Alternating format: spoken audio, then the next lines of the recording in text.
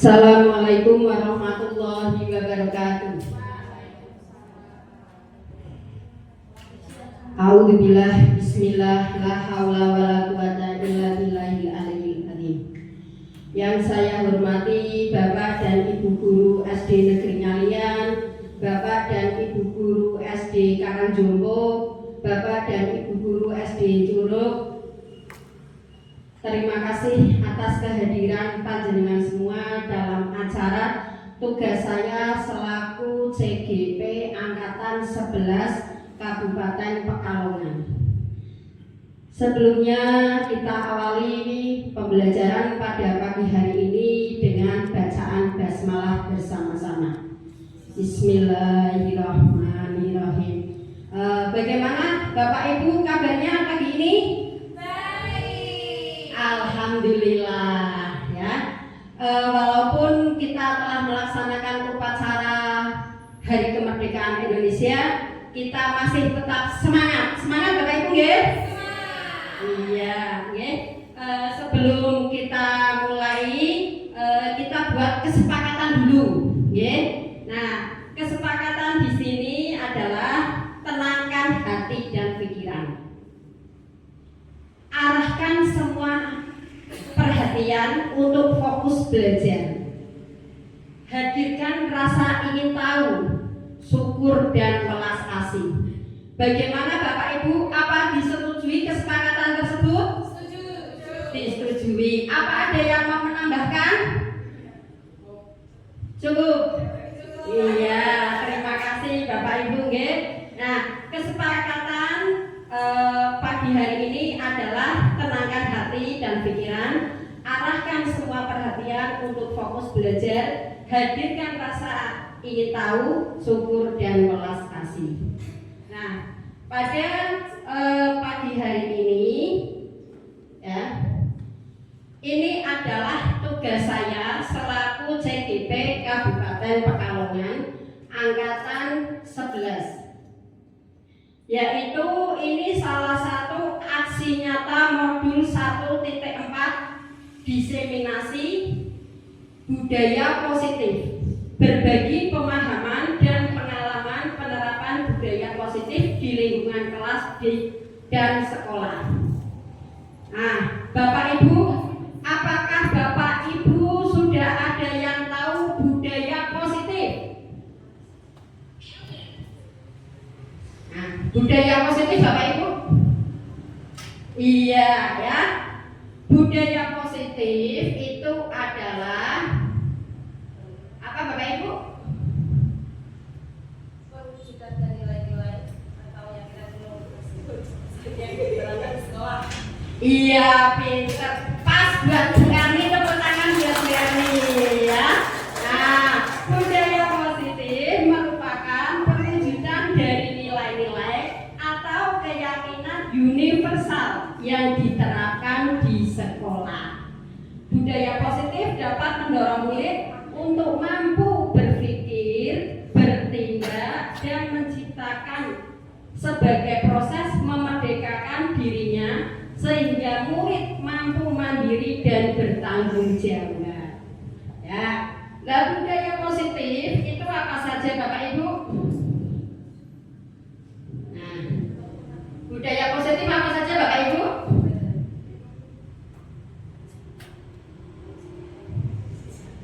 Inti daripada budaya positif yang pertama adalah perubahan paradigma belajar.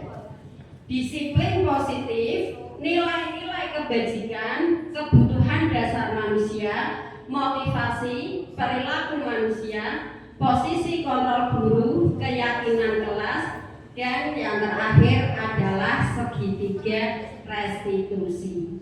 Itu adalah inti daripada budaya positif ya. Nah, dari kedelapan tersebut yang pertama adalah perubahan paradigma belajar ya. Perubahan paradigma belajar.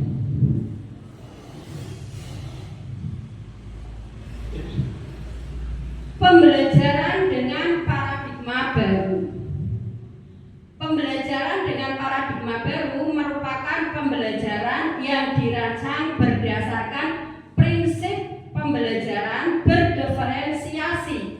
sehingga pada peserta didik belajar sesuai dengan kebutuhannya berdasarkan tahap perkembangan teori psikologi modern untuk mewujudkan profil pelajar Pancasila.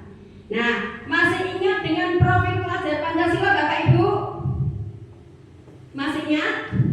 Nah, ini biasa dinyanyikan sama guru kelas 1. Bagaimana lagunya pelajar? Profil pelajar Pancasila? Hah? Ayo, ayo, pelajar Pancasila.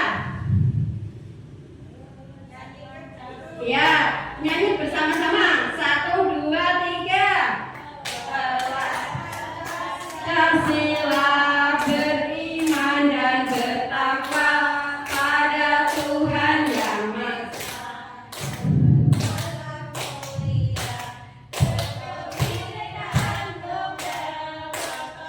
Ayo mandiri, kreatif, dan bernalar kritis. Iya, tepuk tangan buat Bapak Ibu semuanya.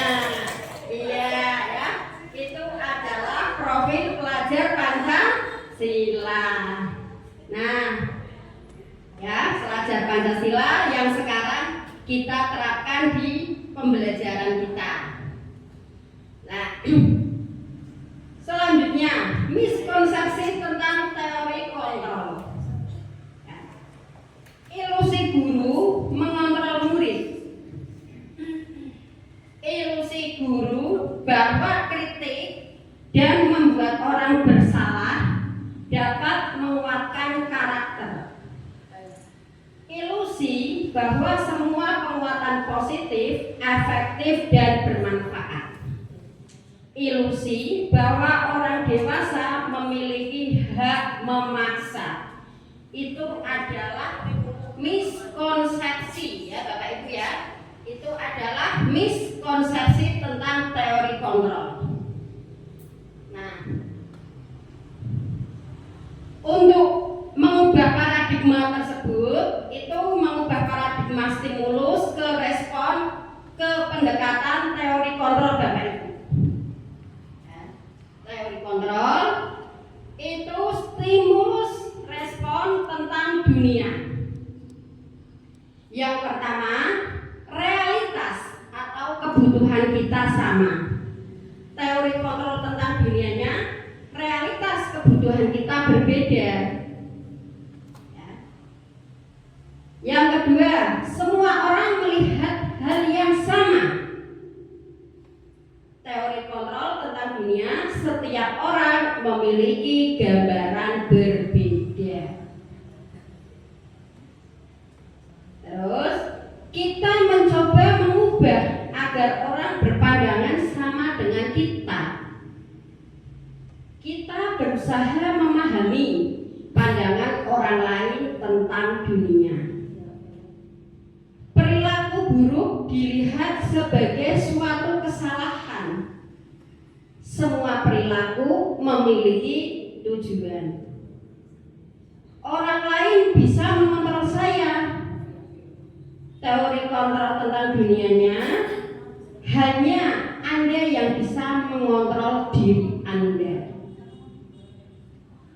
Saya bisa mengontrol orang lain. Teori kontrol tentang dunianya, Anda tidak bisa mengontrol orang lain.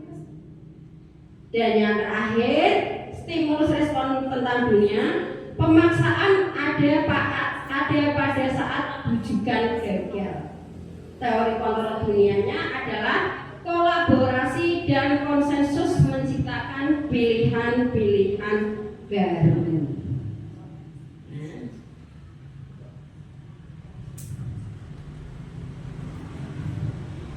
Kalau tadi panjenengan sudah tahu budaya positif, ya.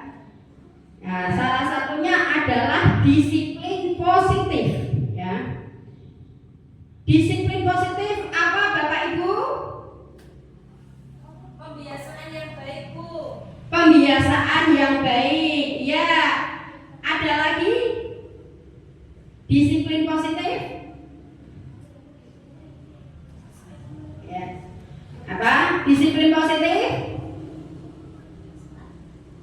Disiplin positif, iya tadi yang sudah disampaikan Bu Erni betul, bahwa disiplin positif adalah pembiasaan hal yang baik, ya.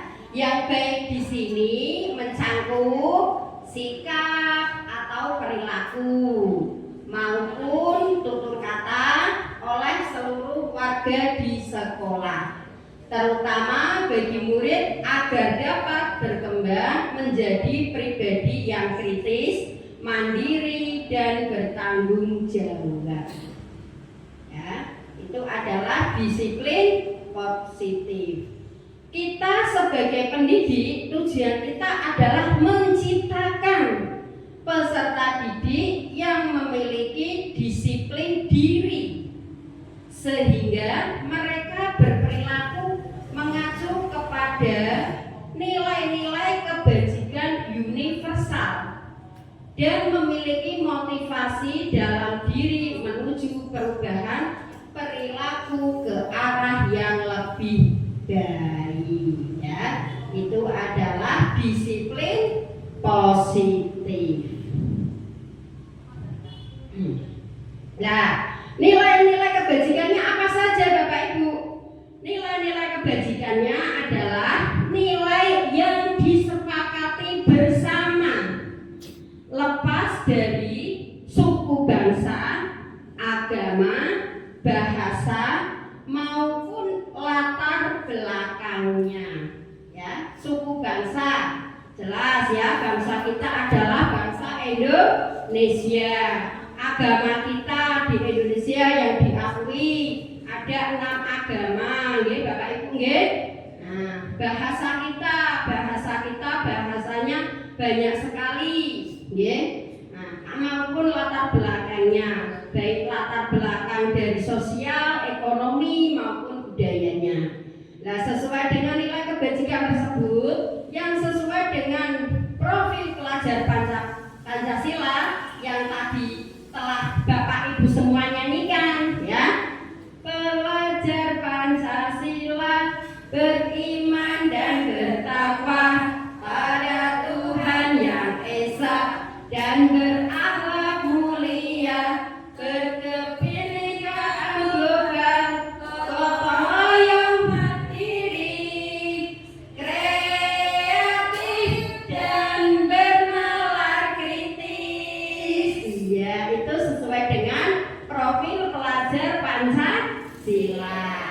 Nah, nilai kebajikan yang kedua adalah program pendidikan dasar.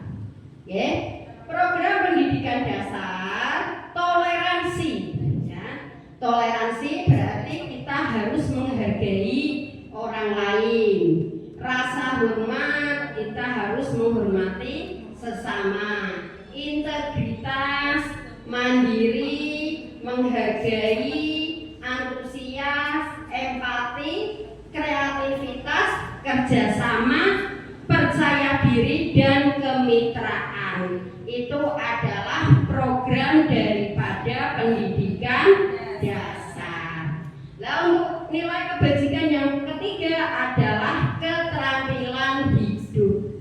Ya, keterampilan hidup di sini dapat dipercaya, lurus hati, pendengar yang aktif, tidak merendahkan orang lain, dan memberikan yang terbaik dari diri kita. Ya, keterampilan hidup kita dapat dipercaya, ya. Kita sebagai guru, ya, harus bisa dipercaya baik dari diri kita sendiri maupun dari murid kita, ya. Lurus hati, kita harus selalu lurus hati. Kita harus berprasangka baik, harus berprasangka baik.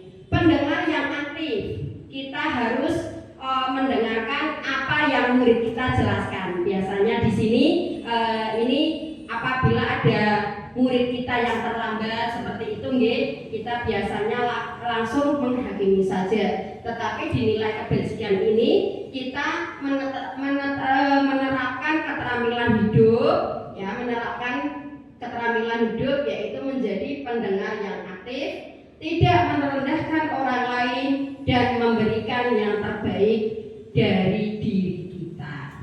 Ya, itu adalah nilai-nilai kebajikan. Nah, sampai di sini ada yang mau ditanyakan tentang nilai kebajikan, Bapak Ibu? Nilai kebajikan ada yang mau ditanyakan tidak? Cukup. Oh cukup ya, terima kasih ya. Kalau tidak ada, kita lanjutkan untuk kebutuhan dasar ya. Kebutuhan dasar. Kebutuhan dasar manusia adalah segala sesuatu yang kita lakukan untuk mendapatkan apa yang kita inginkan. Ya. Jadi kebutuhan dasar manusia adalah segala sesuatu yang kita lakukan untuk mendapatkan apa yang kita inginkan. Seluruh tindakan yang kita lakukan memiliki tujuan tertentu dan semua usaha terbaik yang kita lakukan adalah dalam rangka agar kebutuhan dasar kita terpenuhi dengan baik. Nah, itu kebutuhan dasar manusia. Lah kebutuhan dasar manusia itu apa saja Bapak Ibu? Nah, banyak ya, ada banyak. 5 kebutuhan dasar manusia itu yang pertama adalah Bertahan hidup. iya, bertahan hidup. Bertahan hidup contohnya apa Bapak Ibu? Makanan, ya. Tempat tinggal, pakaian, kesehatan, keamanan, dan apa Bu Tikrona? Dan kesehatan. Sehat itu kebutuhan kita Bapak Ibu nggih. Nah, iya kesehatan baik jasmani maupun rohani ya. Jadi yang pertama itu bertahan hidup, contohnya makanan. Kalau kita tidak makan kita kan lemes Bapak Ibu. Nggih napa mboten? Oh, sangat lemes kata Bu Erni ya. Terus pakaian ya. Kita juga perlu pakaian. Nggih napa mboten Bapak Ibu? Betul ya. Terus tempat tinggal. Kita butuh tempat tinggal? Oh, harus. Terus keamanan. Kita butuh keamanan? Butuh keamanan dan yang terpenting adalah ya Bunik sudah bisa menjawab ya. Kesehatan ya.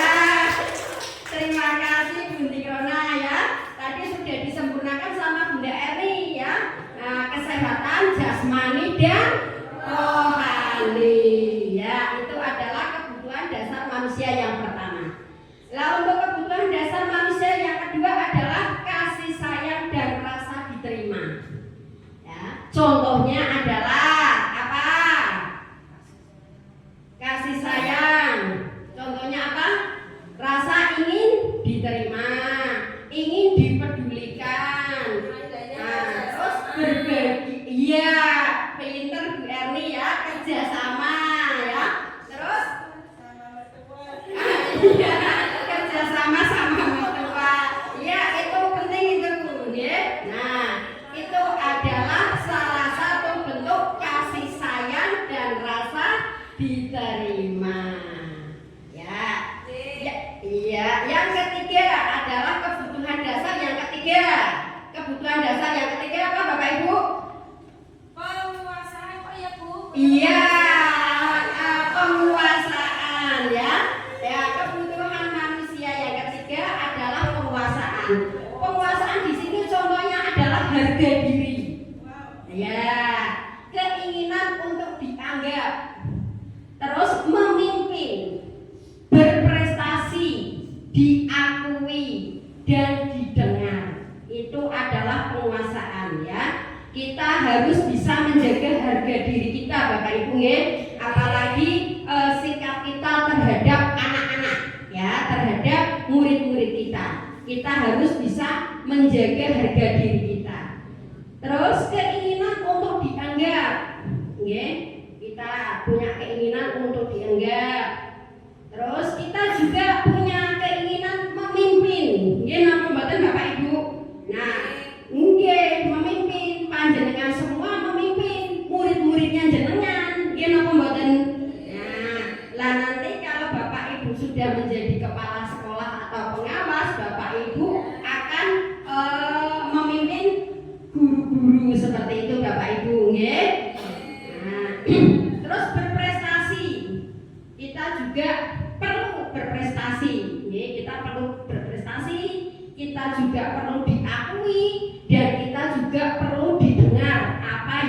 kita rasakan di dalam hati kita.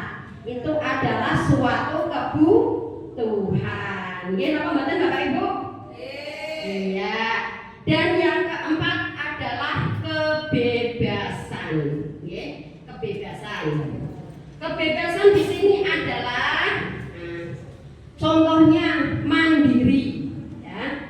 Bapak Ibu guru mandiri, memiliki pilihan, ya. Memiliki pilihan, mencoba hal baru, mampu mengendalikan arah dirinya. Itu adalah kebebasan. Panjenengan semua itu punya kebutuhan, ya, kebutuhan kebebasan. Bebas di sini contohnya apa Bapak Ibu? Apa kebebasan? Contohnya apa kebebasan? Iya, Bu Amel mandiri, apalagi Bu Amel? Iya, terus Bu Amel? Iya, mencoba hal yang baru. Iya, dan mampu mengendalikan arah dirinya. Ya, tepuk tangan buat Amel. Ya, dan kebutuhan kita yang terakhir adalah kesenangan. Ya, nah kesenangan itu juga kebutuhan Bapak Ibu. Oh, itu nomor 1, ya. Kesenangan adalah kebutuhan yang disampaikan Bu Erin nomor 1, ya betul. Kalau kita tidak senang, kita stres, bagaimana Bapak Ibu? Ya mumet, ya. Jadi kita tidak bisa mendidik putra putri kita dengan baik, Bapak Ibu, nggih. Nah, yang pertama itu kita harus senang dulu, ya. Perasaan kita itu harus senang, ya. Harus senang. Nah, contohnya kesenangan itu apa? Bermain, ya. Tidak hanya anak-anak saja yang butuh bermain. Bapak Ibu juga butuh bermain, hiburan, nggih. Nah, seperti itu. Terus humor, ya. Betul Bu, TikTokan itu juga kesenangan. Iya, ya. TikTokan itu juga salah satu kebutuhan, aspek kesenangan. Iya, berarti Mbak Anis betul Mbak Anis, ya. Mbak Anis salah satu cara memenuhi kebutuhan, ya. Nah, Bu Anis, Bu Amel itu mencukupi kebutuhannya, ya. Nah, tidak lupa juga tertawa Bapak Ibu, nggih. Nah, tertawa itu yang sangat mudah Bapak Ibu, nggih. Mboten usah kula, nggih napa mboten? Ya, itu juga jadi untuk memenuhi kebutuhan diri kita, tertawalah seperti itu, nggih. Tertawa tetapi pada tempatnya, nggih. Nah, jadi tertawa itu adalah salah satu kebutuhan, yaitu aspek kesenangan. Iya Bapak Ibu. Bagaimana? Apa ada yang mau ditanyakan Bapak Ibu untuk kebutuhan? Bagaimana Bapak Ibu? Cukup. Oh cukup, ya cukup. Kalau cukup, kita lanjutkan untuk motivasi perilaku manusia, ya. Bahwa manusia itu memiliki 2 motivasi, baik motivasi ekstrinsik maupun intrinsik, ya. Motivasi ekstrinsik, ya. Motivasi ekstrinsik itu adalah untuk menghindari ketidaknyamanan atau hukuman. Itu adalah motivasi ekstrinsik, ya. Motivasi ekstrinsik itu berarti motivasi yang dari dalam atau dari luar Bapak Ibu? Ayo, ekstrinsik. Iya, dari luar, nggih. Nah, itu untuk menghindari ketidaknyamanan atau hukuman. Yang kedua adalah motivasi intrinsik, yang kedua adalah untuk mendapatkan imbalan atau penghargaan dari orang lain. Kita juga butuh Bapak Ibu imbalan atau penghargaan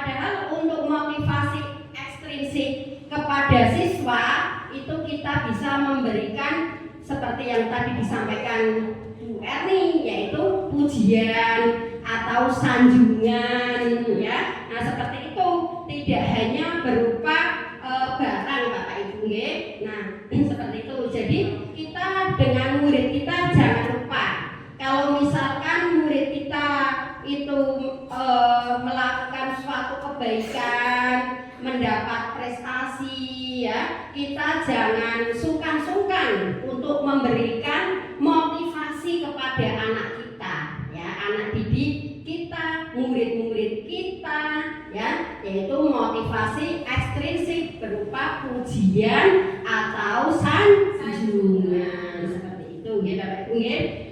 Nah, selain motivasi ekstrinsik itu ada juga motivasi intrinsik ya. Motivasi intrinsik yaitu motivasi yang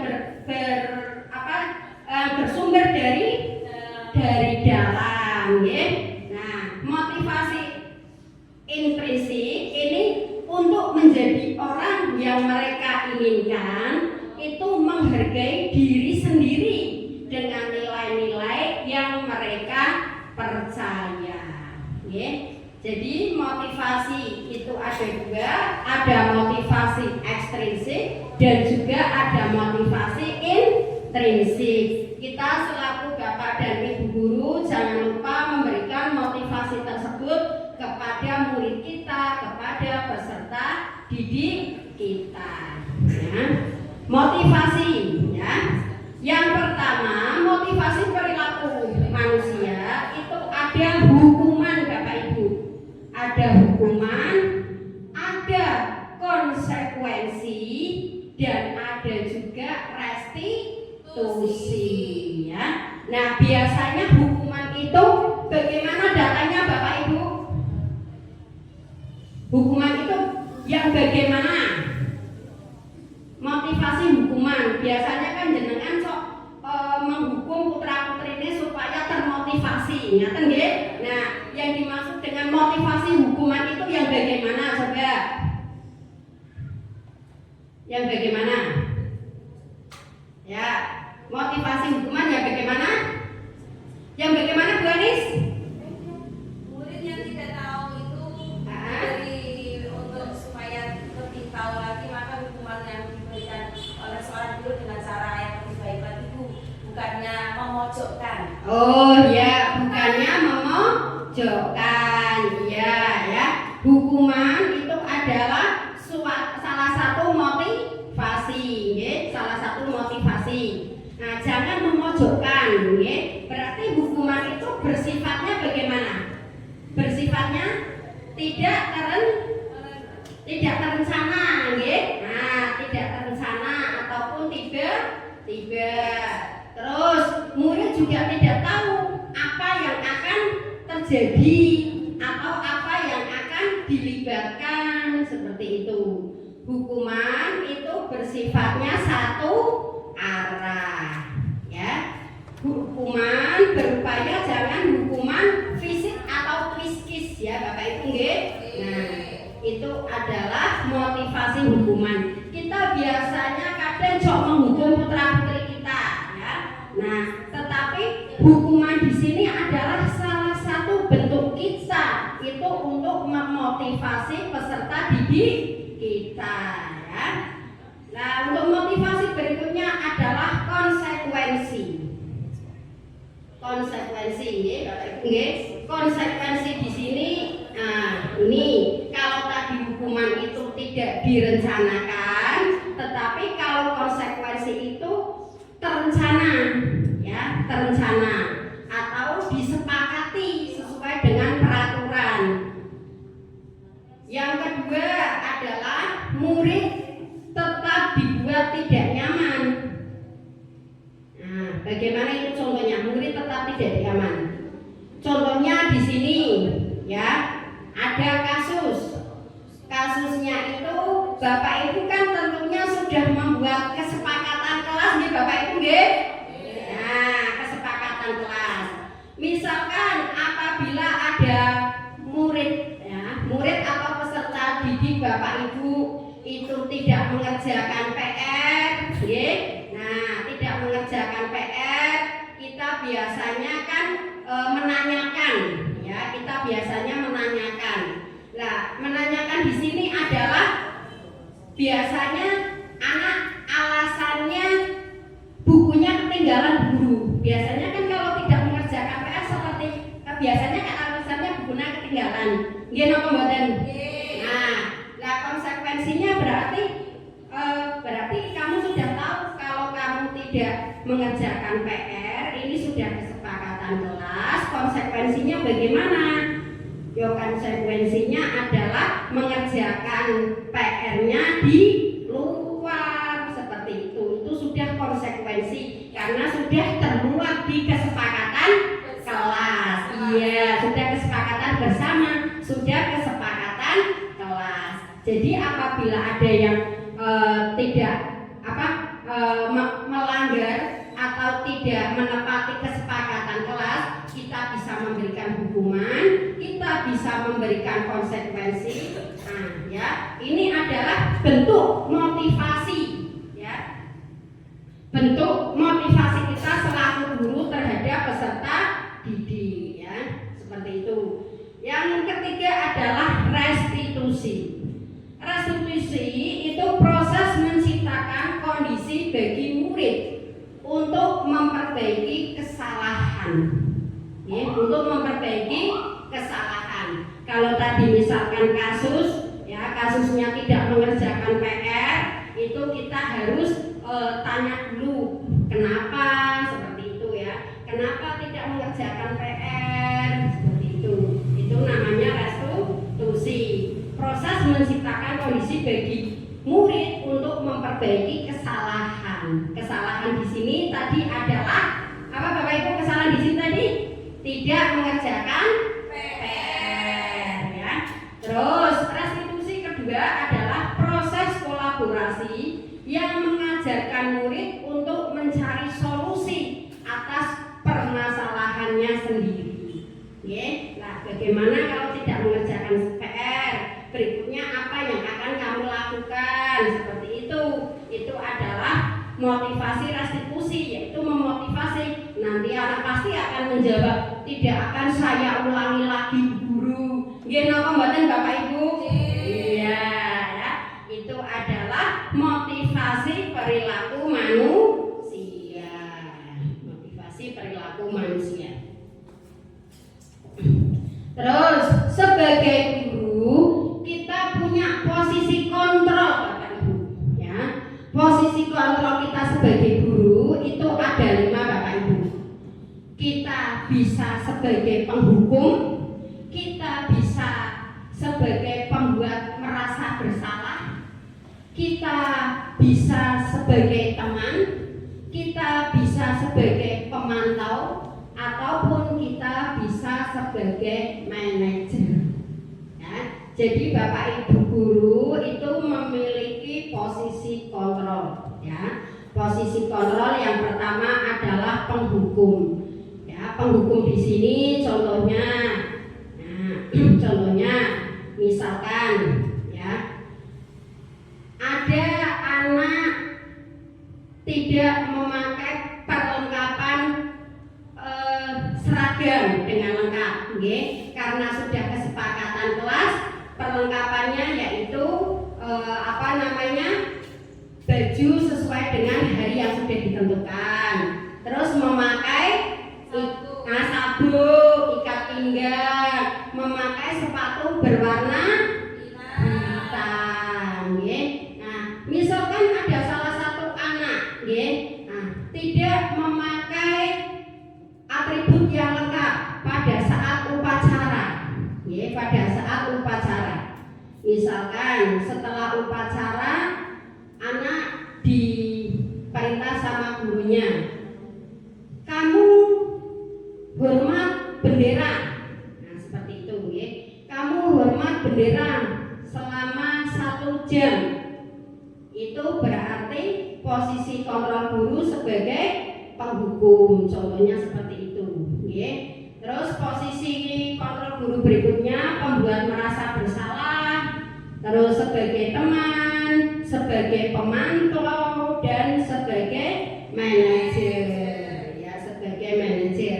Nah, di sini kalau tadi saya sudah contohkan kasus siswa datang terlambat, tidak memakai atribut ya, lengkap.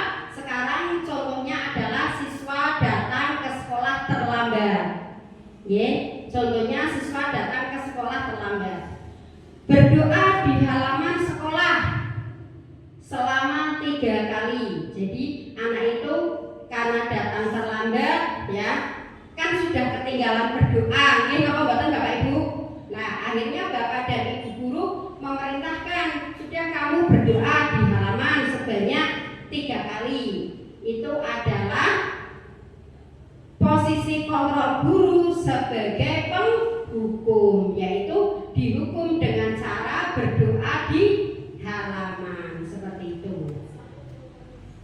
Nah, yang kedua, berapa kali Bapak Ibu guru harus memberitahu kamu selalu saja mengecewakan Bapak atau Ibu guru. Nah, kira-kira kalau seperti itu, si murid itu perasaannya bagaimana? Perasaannya bagaimana Bapak Ibu? Bagaimana? Nah, berapa kali Bapak Ibu harus memberitahu kamu selalu saja mengecewakan Bapak Ibu guru. Nah, bagaimana posisi kontrol guru di situ terhadap anak bagaimana? Berarti anak merasa bersalah, ya kan? Iya ya, orang wis dikandani terus, ya kan? Kok masih mengulangi terlambat, ya? Terlambat datang ke sekolah. Terus ada contoh lagi.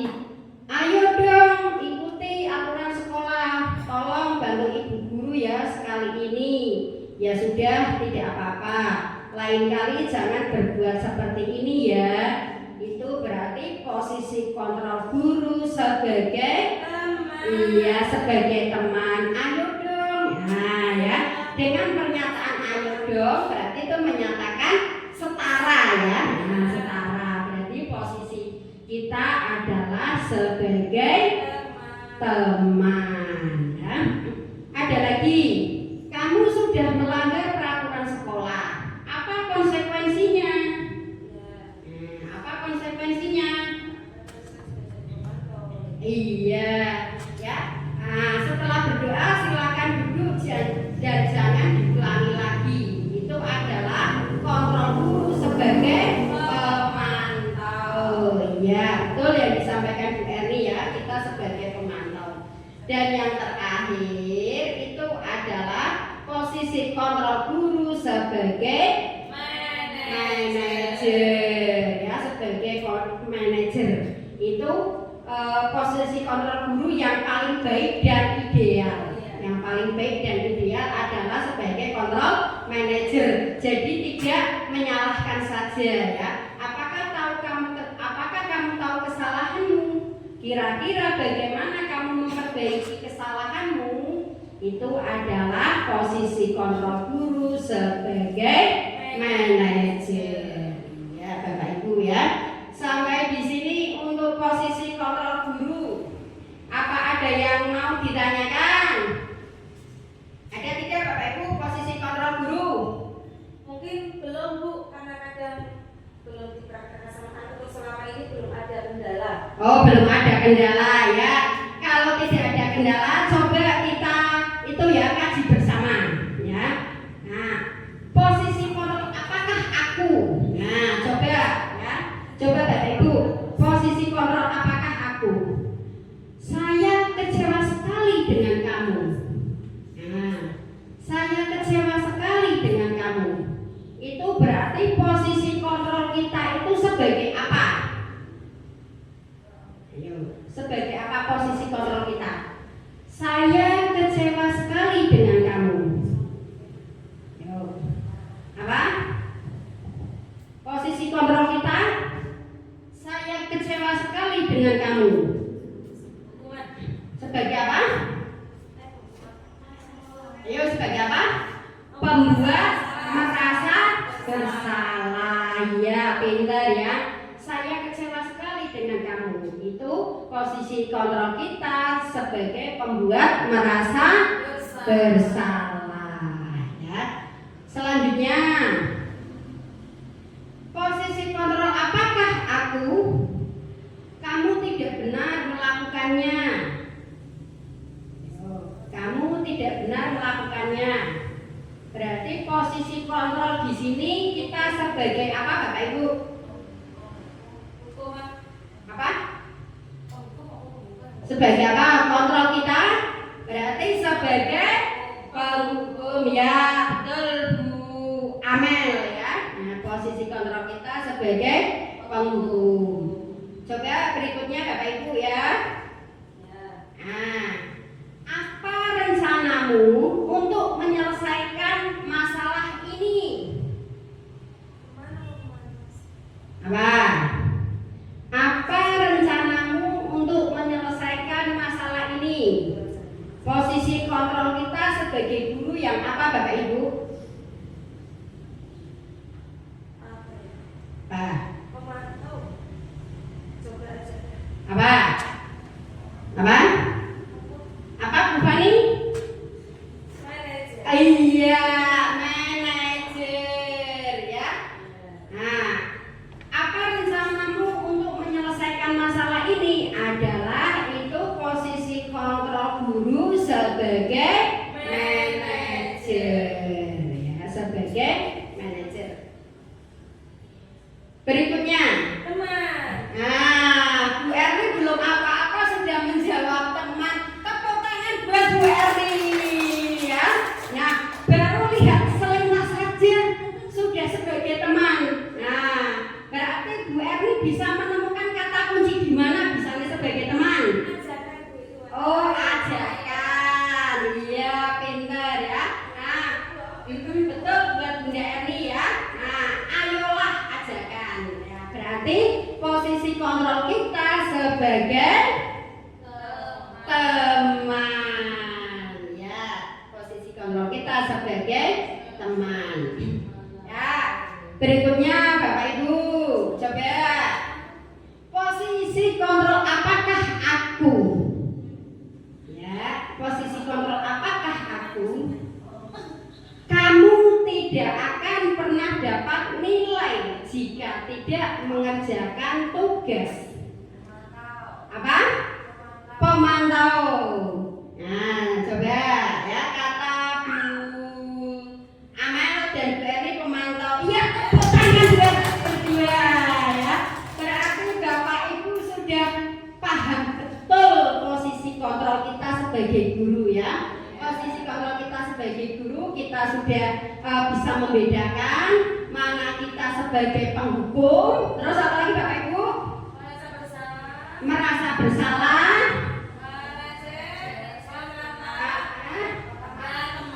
Iya, dan teman ya. Berarti Bapak Ibu semua sudah menguasai kontrol diri Bapak Ibu guru nggih, sebagai apa ya? Sebagai baik itu sebagai penghukum, baik itu sebagai merasa bersalah, baik itu sebagai teman, manajer ataupun sebagai pemantau ya. Itu tadi adalah posisi kontrol diri kita selaku guru. Nah, keyakinan kelas ya, Bapak Ibu semuanya tentunya sudah membuat keyakinan kelas ya. Nah, mengapa keyakinan kelas? Mengapa bukan peraturan kelas? Ya, mengapa ya? Mengapa harus keyakinan kelas? Mengapa bukan peraturan kelas? Nah, karena pembentukan keyakinan kelas yang pertama itu bersifat abstrak. Oke. Yang pertama bersifat abstrak, yang kedua berupa pernyataan universal, yang ketiga dibuat dalam pernyataan positif, yang keempat sedikit saja agar mudah diingat, yang kelima sesuai dengan kondisi sekolah atau kelas Bapak Ibu, dan yang kelima itu, yang keenam itu semua warga kelas atau sekolah itu harus dilibatkan di dalam pembentukan keyakinan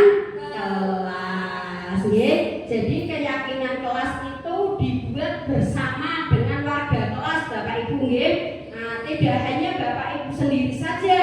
Pokoknya saya ingin keyakinan kelas seperti ini itu tidak akan berjalan dengan baik nggih.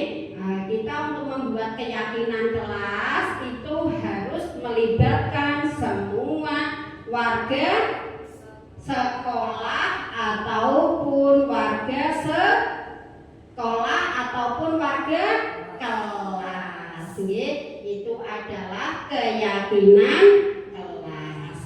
Nah, dari semua tadi itu yang terakhir adalah segitiga restitusi. Apa itu segitiga restitusi Bapak Ibu? Nah, apa itu segitiga restitusi?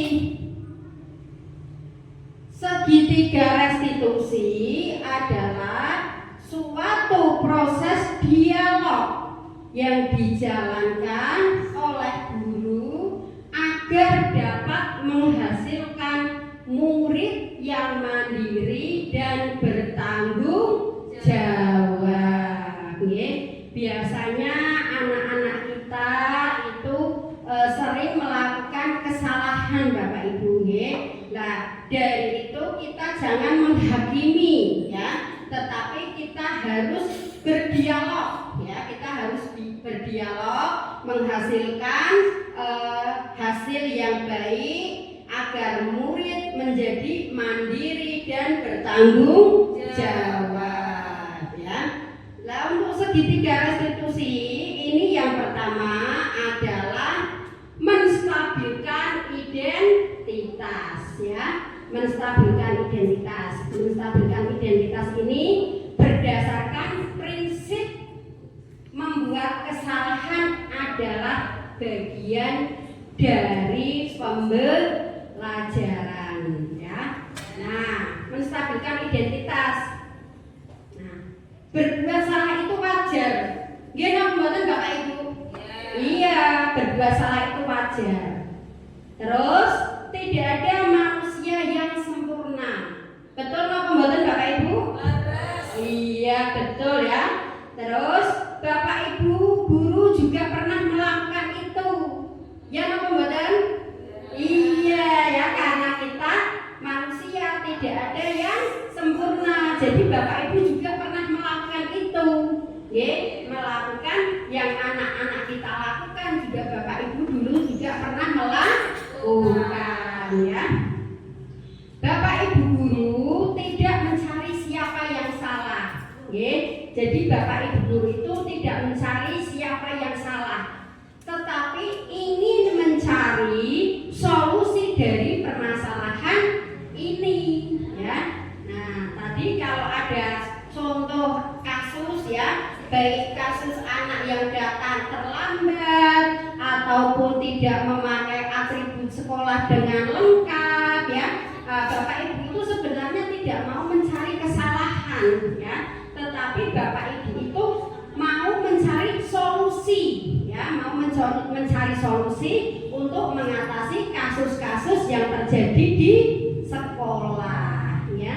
Nah, jadi Bapak Ibu itu tidak mencari siapa yang salah ya, siapa yang salah. Kenapa kamu terlambat? Yang salah siapa? Apa orang tua kamu atau diri kamu atau Bapak Ibu guru? Tidak ya. Tetapi kita ingin mencari solusi dari permasalahan ini ya. Nah, seperti itu. Itu adalah menstabilitaskan identitas, salah satu bentuk daripada segitiga restitusi ya. Kamu berhak merasa begitu ya, Bapak Ibu juga sama ya. Segitiga restitusi yang kedua yaitu validasi tindakan yang salah.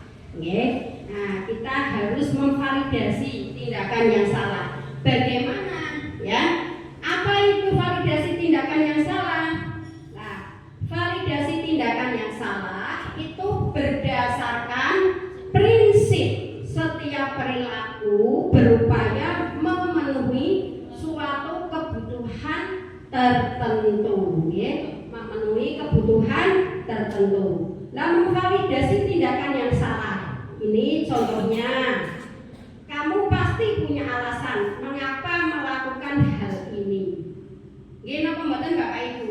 Ya, dari tadi kasus ya, kasus dari anak yang terlambat datang, yang tidak memakai atribut sekolah dengan lengkap, itu pastinya itu punya alasan mengapa melakukan itu. Jadi kita harus memvalidasi dulu alasannya kenapa ya kamu melakukan itu. Nah, padahal kamu bisa melakukan hal yang lebih buruk dari ini. Nggih mboten. Contohnya tadi terlambat ya. Hal yang lebih buruk apa? Iya, bisa saja anak tersebut karena terlambat tidak jadi berangkat sekolah, tetapi anak tersebut tidak melakukan itu. Ya kan? Dia tetap berangkat walaupun terlambat. Berarti nah, padahal bisa melakukan hal yang lebih buruk daripada itu ya. Berikutnya, kamu patut bangga karena telah melindungi sesuatu yang penting buatmu. Itu adalah salah satu validasi dari tindakan yang salah dari segitiga restitusi. Dan yang terakhir, untuk validasinya kamu melakukannya karena mempertahankan sesuatu yang penting bagimu. Ya, itu adalah validasi tindakan yang salah. Jadi kita jangan langsung saja memvonis anak tersebut. Ya, kita harus menstabilkan dulu ya. Nah, kita harus menstabilkan identitas itu berdasarkan prinsip membuat kesalahan adalah bagian dari pembelajaran ya. Nah, itu prinsip membuat kesalahan adalah bagian dari pembelajaran. Berbuat salah itu wajar. Nggih, berbuat salah itu wajar, nggih. Tadi ya. Nah, terus tidak ada manusia yang sempurna. Bapak Ibu guru juga pernah melakukan itu ya. Tadi itu menstabilkan identitas. Sudah Bapak Ibu nggih. Terus memvalidasi juga sudah, nggih. Memvalidasi berdasarkan prinsip setiap perilaku berupaya memenuhi suatu kebutuhan. Dan segitiga restitusi yang terakhir adalah menanyakan keyakinan ya. Keyakinan yang tadi sudah dibuat, yang tadi sudah dibentuk di kelas itu adalah menanyakan keyakinan. Nah, menanyakan keyakinan kelas ini berdasarkan prinsip teori kontrol, bahwa pada dasarnya kita termotivasi secara intrinsik. Ya, pada dasarnya kita termotivasi secara intrinsik. Contohnya apa Bapak Ibu? Ya, contohnya apa? Contohnya apa? Prinsip teori kontrol bahwa dasarnya kita termotivasi secara intrinsik. Apa? Adalah apa keyakinan kelas kita ya. Nah, nilai-nilai apa yang telah kita sepakati bersama. Nah, seperti apa gambaran kelas yang ideal menurut kamu, menurut Bapak Ibu? Ya, itu keyakinan kelas. Dan kamu ingin menjadi orang yang seperti apa? Bapak Ibu itu menghendaki putra-putri atau murid Bapak Ibu itu menjadi seperti apa? Itu bisa dituangkan ke dalam keyakinan kelas. Ya, jadi Bapak Ibu menanyakan, murid saya itu ingin saya jadikan seperti apa? Itu nanti dibuat kesepakatan kelas. Pastinya Bapak Ibu ingin muridnya yang bagaimana Bapak Ibu? Bapak Ibu ingin menjadi orang yang seperti apa murid-muridnya? Seperti apa? Iya, beriman dan bertakwa. Terus apa lagi? Iya, bernalar kritis. Iya ya, itu kreatif, inovatif ya. Itu bisa Bapak Ibu wujudkan. Ya, bisa Bapak Ibu wujudkan dengan keyakinan kelas. Dengan apa? Keyakinan kelas. Iya, ya. Itu Bapak Ibu ya. Dari semuanya ini apa yang Bapak Ibu rasakan? Ya. Apa yang Bapak Ibu rasakan? Ya. Setelah kita mempelajari budaya positif, ya. Setelah kita mempelajari budaya positif, Bapak Ibu apa yang Bapak Ibu rasakan? Nah, Bapak Ibu bisa merefleksikan kegiatan pada pagi hari ini. Dari yang saya sampaikan, budaya positif itu apa yang Bapak Ibu rasakan? Yo, Bapak Ibu bisa merefleksikan ya. Siapa? Ya, merefleksikan kegiatan pada pagi hari ini. Ya. Setelah apa yang saya sampaikan, Bapak Ibu paham pas dengan keadaan Bapak Ibu semua apa tidak? Ya, ya. Nah, coba Bu Erni ya disampaikan bagaimana refleksi pembelajaran pada pagi hari ini. Ya, Bu ya. Nah, coba siapa yang bisa merefleksikan? Bu Lilis, maju. Ya, Bu Amel, refleksi dari pembelajaran kita pada pagi hari ini, Bu Amel. Apa yang Bu Amel rasakan setelah saya sampaikan itu? Ayo Bu Amel, monggo untuk apa? Merefleksikan pada kegiatan diseminasi tugas modul 1.4 budaya positif. Yuk, monggo Bu Amel maju.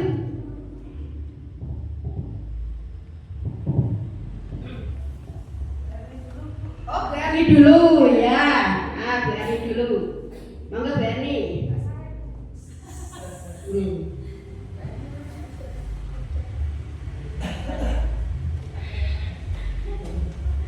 Yuk. Ya, refleksi pada kegiatan ini.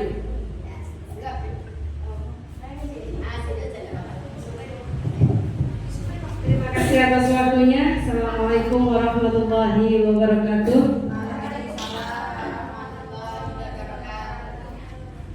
Sejauh ini yang saya serap dari ilmu yang tadi diberikan sama Bu Sunarti dalam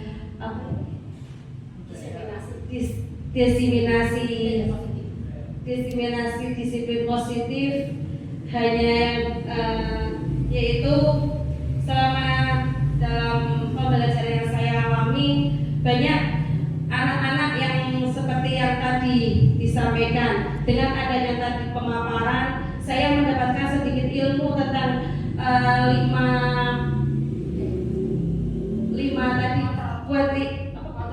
kontrol guru. Yang pertama tadi ada manajer, pemantau, menjadi teman, terutama bagi anak-anak kita. Utama bagi saya yaitu menjadi teman, karena dalam pembelajaran kadang anak lebih harus dirangkul dengan bagaimana cara penyampaian dalam pembelajaran tersebut, karena kadang anak masih kurangnya di dalam keluarga, mungkin kurangnya komunikasi terhadap orang tua. Maka sebagai guru kita harus bisa menjadi terutama yaitu jadi teman. Yang selanjutnya ada pemantau dan juga penghukum. Seperti itu, mungkin itu sedikit dari yang saya serap. Terima kasih. Wassalamualaikum warahmatullahi wabarakatuh.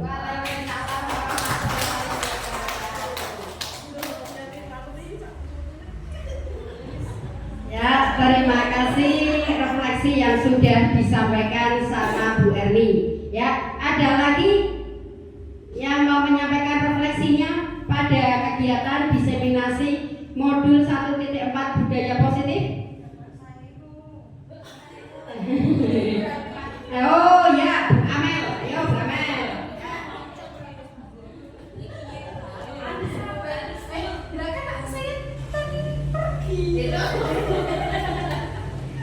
Bagaimana? Ada yang mau menambahkan refleksi pada kegiatan pada siang hari ini?